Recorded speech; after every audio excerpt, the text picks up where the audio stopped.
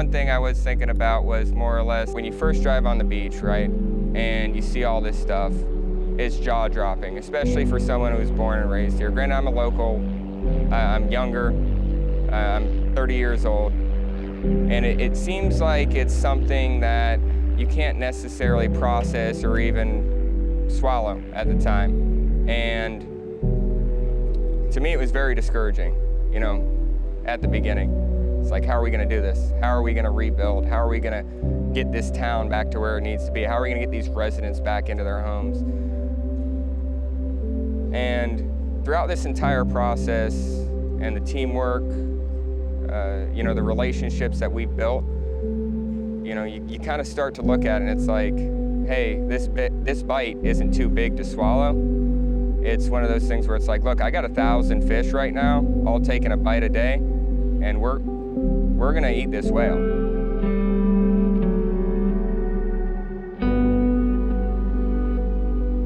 My name's Chris Crowther. I work with Crowther Roofing and Cooling. Currently, I'm undertaking a project management aspect of the rebuild down on Fort Myers Beach.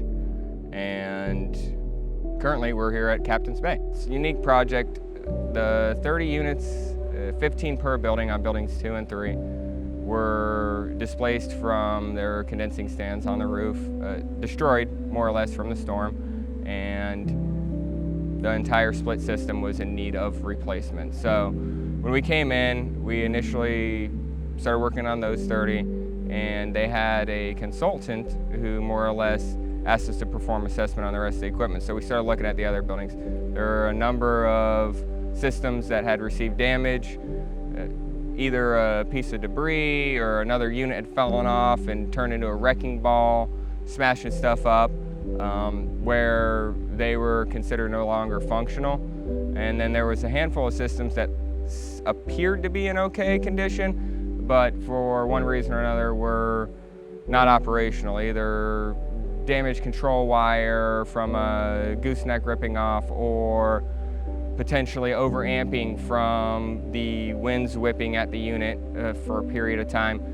So we got to a final number and it turned out to be, like I said, about 95% of the project. We're doing our best to get all 75 units here replaced in a timely fashion so these people can return back to their homes and start getting back to a sense of normalcy.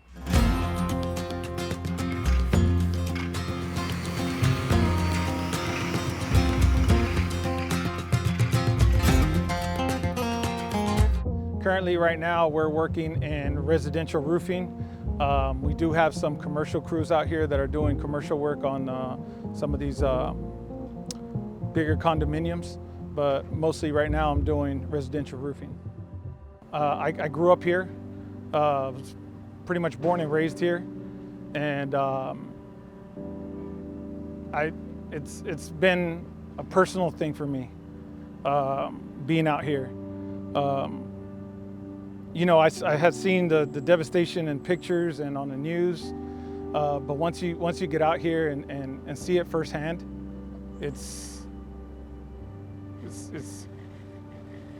unbelievable what we've seen out here. Since day one, as soon as I got on the island, it hit something in me where it felt really personal, and being out here every day, it was never tiring for me. It was never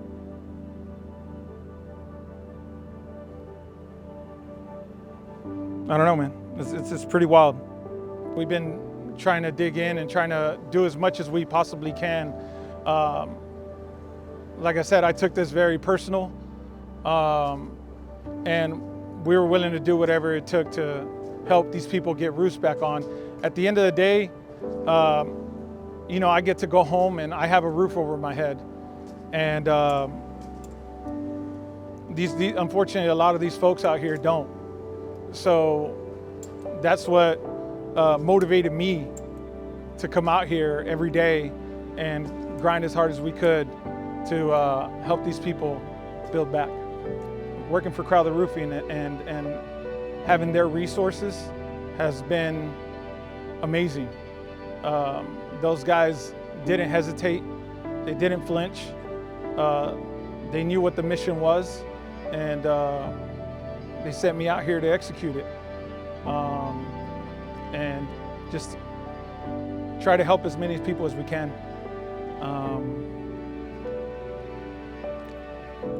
We had never experienced anything like this, so it's something that definitely is gonna probably stay with me for the rest of my life. And I really look forward to helping this community, seeing it through and trying to help build this place back up. There's many people that live here, that lived here a long time, and I'm sure with the help of everyone that they'll build back to what it used to be, for sure.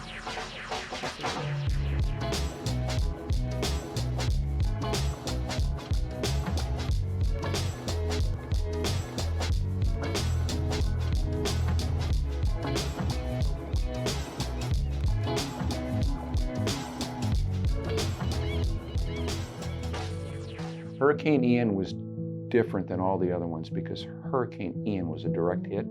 It's incomprehensible that they can't grasp the magnitude of the devastation here. You actually have to be boots on the ground. You have to be out there seeing it, touching it, and doing it, and watching the guys work on it to comprehend what we're dealing with. Pictures don't do it justice. You look on social media, you see the devastation. You've got some friends that'll send you a picture. I'm down here, I seen this. Until you actually get there and see it, that's when it brings a lump to your throat and it brings tears to your eyes. I'm very pleased with our company's response. I mean, we partnered with Brian over at Florida Structural virtually the day after the storm. He brought Surf Pro on board. I think we put together the right team. Some of the more successful contractors that have built a reputation and a business in this state were contractors that had one thing in common: they put together the right team. I think that's what we did here. I'm very pleased with the progress that's been made with what we're doing, and not only here down at Fort Myers Beach. From the first time I went down there, just down there a couple of days ago, a lot of the roadside debris is picked up. I'm sure that's a lot of the federal effort that's coming in. So what we've gone through, or my perception is, it's almost like driving through a tunnel of the built up debris and torn concrete and pieces of buildings 20 foot wide on either side of Estero Boulevard. Now most of it's been removed. Now it's like you're driving through an area that's barren where buildings used to be. So uniquely challenging. It's hard to kind of get your bearings because all the landmarks that you would recognize over the last 20 or 30 years, the buildings are gone. And the pads are covered up by sand, so you kind of don't know where you're at. A lot of the street signs are gone. That's what a storm surge does. So this is kind of a community effort, not just an individual contractor effort. People that need to understand that resources could be better devoted elsewhere, and that we'll circle back to them. They deserve some of the credit here too. It breaks my heart. We've had employees, we've had friends, we've had relatives who don't have their homes anymore. A lot of them don't have jobs. Their lives have been uprooted, and it breaks your heart. I mean, there's not a whole lot you can do other than the things that we're doing right now to help rebuilding the community with Brian and Surf Pro and the rest of the guys. That's our contribution to this. And we're going to do it quickly, and we're going to bring all our resources to bear, and we're going to do it the best we can.